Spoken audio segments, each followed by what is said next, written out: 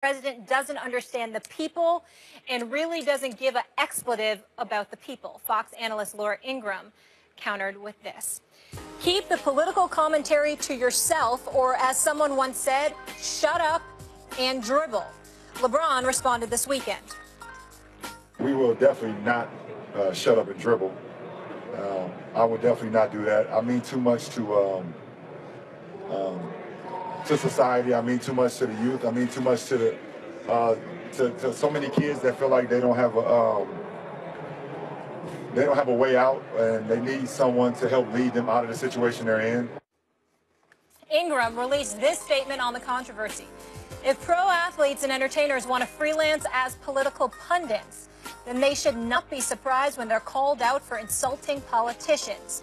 There was no racial intent in my remarks. False, defamatory charges of racism are a transparent attempt to immunize entertainment and sports elites from scrutiny and criticism.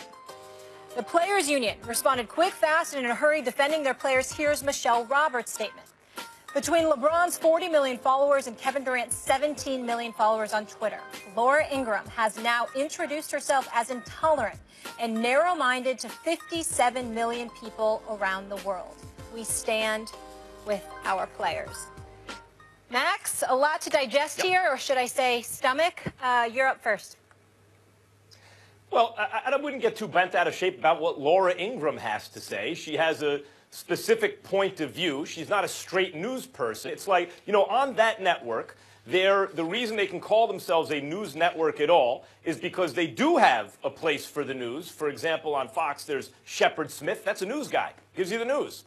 Then they have their opinions section, which comes on in prime time usually. And that's like the op-ed section of a newspaper. So, for example, the Wall Street Journal is a credible source of information. And then they have the op-ed section, which is obviously very conservative and has a specific point of view. And that's what Laura Ingraham does. She's a propagandist, as it were, who reflexively is going to defend the, at least putatively, Republican president, Donald Trump. So for those who are getting all bent out of shape, you know, whatever. On the other hand, in terms of the content of what she said about LeBron James, you know, shut up and dribble. That network puts on as Chris Long, who, you know, I hate to sound patronizing toward athletes, but sometimes you feel proud of athletes. And Chris Long is one of them, particularly nowadays, Stephen A., white athlete who is vocal about issues that overlap at least with race and seems to be, you know, socially conscious. So Chris Long tweeted out quickly a bunch of people who were on that network, not on Laura Ingraham's program, but that network, who should have just shut up and acted, right? John Voight. Shut up and kicked Chuck Norris. Shut up and pitched Curt Schilling. There are so many examples of shut up and sung or whatever, Ted Nugent. There are so many examples of entertainers and athletes who I haven't heard her criticize. Now, to be fair, maybe she did criticize them. Maybe Laura Ingraham said, hey, you know what, shut up and just do that thing that you do. But I haven't heard about it. It didn't make news, at least. And if she did, then I'd love to see where she did. It seems to me that she got, you know, very caught up in the fact that LeBron James took a position that disagrees with her own, that comes into conflict with her own. And then it's just shut up and do the thing that you do. Then it's you're ignorant because you don't agree with me. When in fact, you know, let's face it, the kind of show she does is essentially propaganda. So either she has the intention of putting forth her point of view and editorializing, meaning giving more weight to the things that reinforce what she believes and less to the things that she doesn't, or that she has a problem with her cognitive abilities appreciating and integrating information, because the comments LeBron James made about Donald Trump are comments that many people are similar to comments that many Republicans have made publicly about Donald Trump. To pretend that he is the same as Mitt Romney or John McCain had they become president is folly. It's clearly untrue. And Laura Ingraham's trying to treat it that way, and people like LeBron James are saying, oh, this is something different. This is not normal. He has the same right to say it as any of the other celebrities or non-political minds Stephen A. have to say when they agree with Laura Ingraham or disagree with her. I have no problem with any of it. And I actually don't have that much of a problem with what Laura Ingraham said, because this is what she does. I'm not surprised by it. Well, listen, I'm going to take this in an entirely different angle, at least in my estimation. I'm certainly not going to condone what she says. I took offense to it, and I'll explain why in just a minute. But I don't find too much of a difference between Fox News, MSNBC, CNN in this day and age. Everybody has their tilt. Everybody leans the way that they lead. They lean, rather. Fox leans in one direction. MSNBC leads in a completely different direction, and CNN pretends to be in the middle. You know, God bless all of them. I hope their ratings are soaring. What do you mean pretends to be? Well, I don't mean, in other words, pretending to be neutral. I think that there is a tilt to everybody's form of thinking. And in this day and age, particularly in cable news, people can say that they don't feel a certain way, but they do. And that's all I mean by that. I'm not trying to disrespect any network or anything. I'm saying whatever works for them. Fox News is fundamentally different in terms of propaganda on the right than the others. But okay, I understand the general narrative. I disagree with you, but that's fine. That's not even my point. Yep. But I do disagree with that. Here's my issue.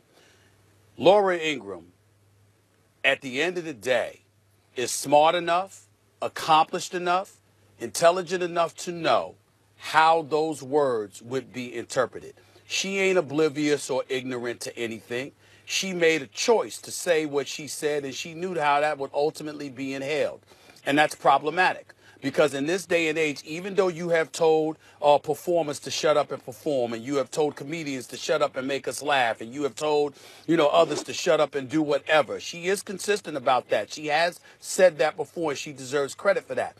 The flip side to it is that it's not just about what you say, it's about the audience that you're saying it to and how it's going to be received. And the fact that in this day and age, considering the kind of dialogue that we've engaged in because of the times that we're living in, the racial strife that has just stirred up and become reinvigorated to some degree, to know all of those things are going on in the fabric of our country at this particular moment in time, and then to still choose to say what you said about a LeBron James, about a Kevin Durant, about two of the elite athletes in the world today who are incredibly charitable and philanthropic with their actions, who give back to communities, who help uplift communities, who do the kind of things that conservatives and progressives and everybody, really applauds and endorses athletes doing, to do those things, and just to dismiss them all of a sudden just because you don't like what they said about a candidate that you clearly have supported. I think that I'm not going to say it's irresponsible.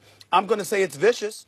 I'm going to say that it was uncalled for. I'm going to say that there's a lot of things that this accomplished, intelligent woman who happens to be hosting a show on a national cable network could have said, and she damn well knows it. So which brings up the question, why would you choose to do that? Because, again, it's about the audience, and it's about how things are received. You're sitting there, and this is, in fairness to Laura Ingraham, be very, very clear.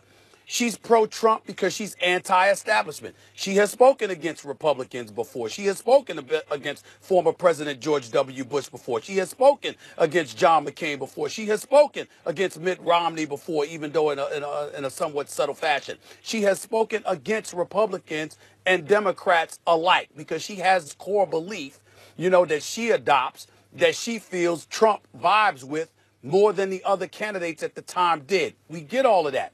But seeing what has transpired since he's been running for election, seeing what has transpired since he's become the president, seeing the divide that continues to grow day by day by day in this nation, understanding the importance of all of us coming together as Americans, which is something that she has also preached about, to then turn around and look at an athlete because he's speaking about the behavior of a particular individual when you know good and well you would have spoken against that behavior from anybody else.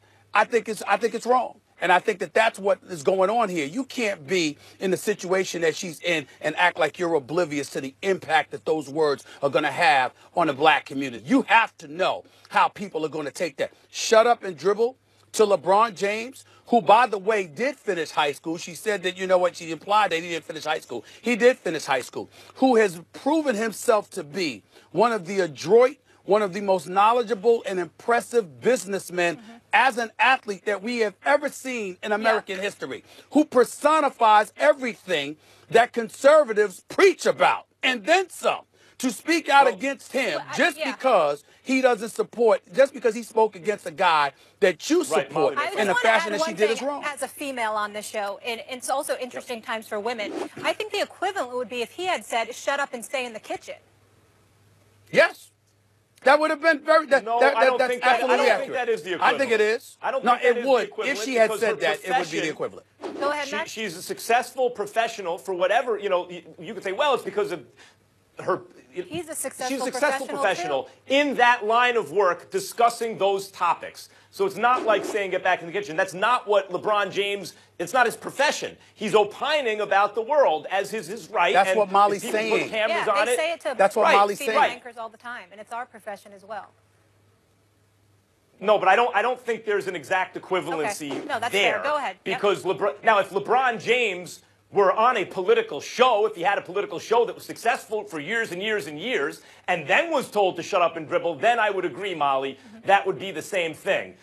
Here it's a little bit different. Well, she's saying, essentially, that LeBron James is saying ignorant stuff, and it's bad because he has this platform, because he's a famous guy, but keep in mind, he gets $100 million a year. He should, don't take advice from a guy who dribbles a basketball for a living. But the reason, Stephen A., to your point, that she's saying that is simply because she disagrees with his point of view. She's calling his point of view ignorant. And I think it's actually, if her point of view is defending the president, according to polls, many more people would call her point of view ignorant than his. That's all. What I'm saying is what Molly said. To a black person, we can relate to that. In other words, what if LeBron had turned around and said, shut up and stay in the kitchen? I'm saying to you, the manner in which that would be received by women, and specifically probably by Laura Ingraham, is similar to how offensive her comments were to black people. Because from an historical perspective, when you look at the black athlete, even though it's nothing new, that black athletes speaking out, particularly on social issues and beyond. It's nothing new. The fact is there have been a plethora of Americans from the white community and beyond throughout history that felt an athlete's job was to shut up and play. Don't speak on these other issues. A matter of fact, you had professional athletes, including Dwayne Wade and others, and you had Charles Barkley and Shaq and others alluding to this as well. You had reporters, primarily white, who wouldn't even come up to the black athlete and ask them about issues permeating through our society because they didn't want to hear about an athlete's takes on these issues, and they wanted them to, quote, unquote, stay in their place. So when Molly says, quote, it would be the equivalent if LeBron had turned around and said that to Laura Ingraham, Molly is absolutely on the money. Yeah, well, I still don't agree. I understand the sentiment. I don't think I don't agree with the construction of the analogy, but I do agree, Stephen A. and Molly, that you captured the sentiment, Molly, which is that she's being insulting toward a group of people in a way in which that group of people have been stereotyped and pushed to the margins of American life. That is true. But I would say that in this case, Stephen A., if, what LeBron James is responding to as it relates to issues of race with Donald Trump is the dog whistling, meaning the signaling to a certain segment of society that lets them know, I'm with you about this other segment of society. I would say in that case, if you are talking about or wanting to call Laura Ingraham out on dog whistling, then I would say she's doing it with a defter hand than Donald Trump. Trump, when he has done it, and what has made him different from other presidents who've dog whistled, is it's really not a dog whistle. It's like a loud shout. Laura Ingraham here has, if you're claiming that's the case, has disguised it well enough to have plausible deniability. But I'm telling you as a black person, she hasn't disguised it. That's what I'm trying to say to you. When you go into the weeds, I'm not trying to dismiss what you're saying. I'm saying if you're willing to concede that when you think about things from an historical perspective and you look at her marginalizing folks or attempting to do so, pushing folks to the margins, as you alluded to earlier, it stops there for us. It stops there because we know that you're not going to hear us if we go for that. We have to shut that down at its path. We can't sit up there and get into the weeds the way Max is trying to do in terms of explaining intuitively all the different layers to it all. We can't even get to the second, third, and fourth layer if you're going to sit up there and ignore the first layer, which is you're trying to marginalize folks. Guys, and you're using LeBron James to do it. And oh, by the way, this same Laura Ingraham interviewed Joe the plumber. So a plumber can talk to you, but LeBron James can't? Really? Right. The point is, if someone doesn't agree with her about the president, that person is ignorant. And in this case, she can point to the fact that LeBron James doesn't have a lot of formal education or any formal education after high school, but it doesn't seem that she makes that case about others who would agree with her, who are in the same position, who have the same background as LeBron James. We got to leave it there. I personally think her tagline is ignorant as well. We're going to have much more on this. Will Cain's going to join us. I'm really curious to hear his perspective on this as well, gentlemen, so stay tuned for that. When we come back, no one was more surprised by his benching than Malcolm Butler himself, but find out which Patriot is now claiming they knew about it all along. I'm so confused. We'll break it down for you. And Devontae Smith-Pelly is the victim of racism during a hockey game in Chicago this weekend. Don't miss his strong reaction and what needs to be done about it. You know what I love about Louisiana?